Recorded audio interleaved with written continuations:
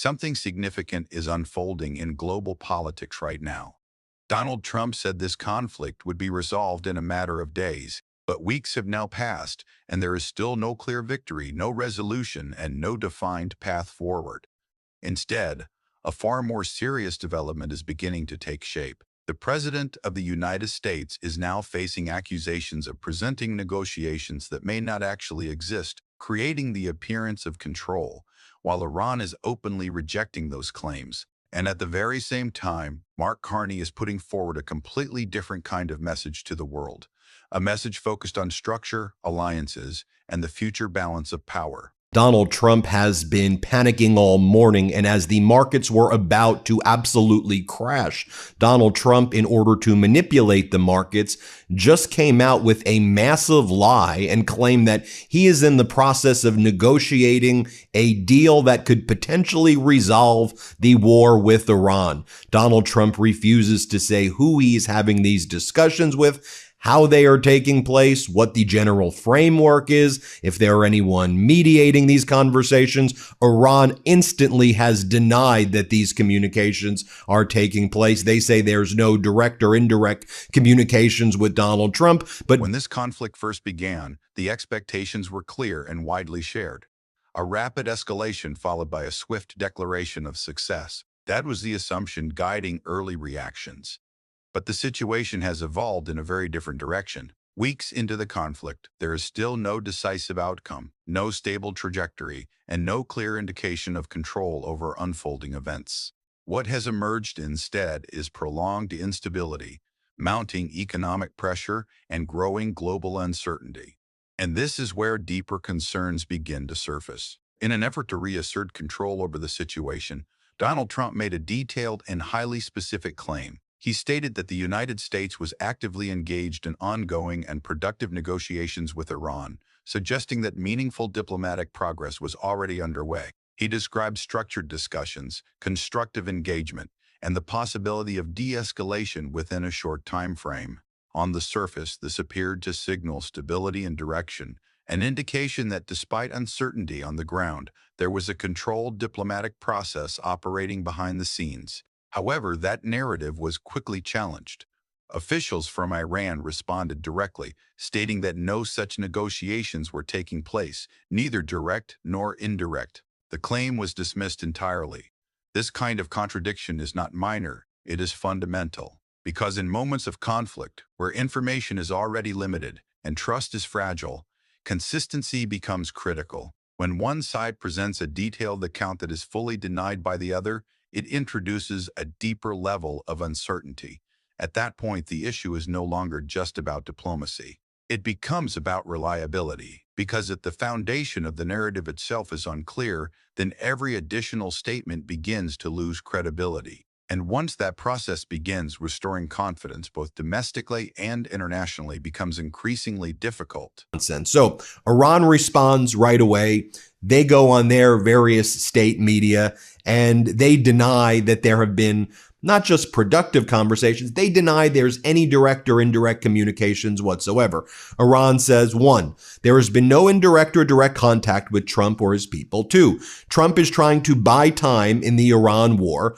3, Trump withdrew from the power plant strike threats after Iran's firm warning that it would strike its neighbors. 4, Trump's comments are part of a psychological warfare campaign against Iran. 5, Hormuz will not return and will never return to pre-war conditions as long as psychological warfare continues. As the Kobayashi letter explains, Iran has entirely denied all of Donald Trump's claims. This situation was not simply a disagreement between two sides. The timing of the statement added another layer of complexity. Global markets were already under pressure. Energy prices were fluctuating. Economic uncertainty was rising across multiple regions. And then came a statement suggesting progress, stability, and control. For a brief moment, such messaging appeared to calm markets that were otherwise moving toward further disruption. But as conflicting information emerged, that sense of stability began to weaken. Because if the underlying claim is not accurate, the consequences extend far beyond political messaging. They begin to affect economic expectations, market behavior, and international trust. This is where the situation becomes more serious for Donald Trump. It is no longer just about the direction of the conflict itself. It is about credibility on a global scale. When statements from leadership are directly contradicted, uncertainty spreads not only among adversaries but also among allies, and that has long-term implications. Leadership at this level is not defined solely by strength. It is also defined by trust. And when that trust begins to weaken, projecting stability becomes far more difficult. This is precisely the kind of environment that Mark Carney has been preparing for. From the outset, his approach has been structured around reducing dependency, not only in economic terms, but also in strategic positioning. Because when global leadership becomes unpredictable, reliance on a single center of power introduces risk. Managing that risk requires diversification. That is why Canada has focused on expanding trade relationships, strengthening ties with multiple partners, and building a broader network of alliances. Situations like this highlight a simple reality. When stability is uncertain, dependence can quickly turn into vulnerability.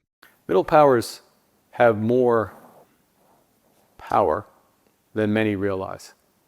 Europe, Australia, Canada, Japan, South Korea. This coalition has a GDP larger than the United States, 3 times the trade flows of China, the largest research and development spend in the world, 62 of the world's top 100 universities, and the largest source of cultural exports globally. If we work together in a variable geometry, in other words, different coalitions for different issues, we can do more than protect our sovereignty. We can build something better, more prosperous, more just than what came before. And then comes the message that reframes the entire discussion.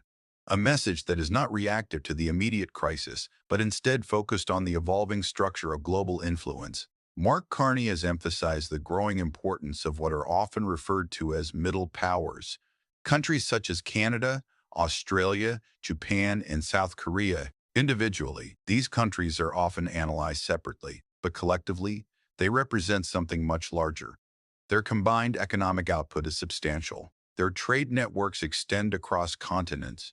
Their investments in innovation and technology place them at the forefront of global development. And beyond the numbers, there is a deeper strategic advantage. These are systems built on stability, institutional consistency, and long-term policy direction. That stability creates trust, and trust forms the basis of durable partnerships. The framework being outlined here is not about replacing traditional global powers. It is about complementing them through coordinated cooperation, a flexible coalition model where countries align based on shared interests and mutual stability. This represents a different form of influence, not based on unilateral dominance but on collective capability, not driven by rapid shifts but by sustained coordination. And in a world where unpredictability is becoming more frequent, this kind of structure gains importance because it offers something that is increasingly difficult to maintain within traditional power models: consistency. What we are witnessing is not just a temporary moment. It is part of a broader transition, a movement away from a system dominated by a single power toward one shaped by networks, partnerships, and shared responsibility. In such a system, stability carries more weight than dominance. Reliability becomes more valuable than rhetoric, and credibility becomes more important than projection. On one side, there is a leadership approach focused on maintaining control of the narrative under pressure.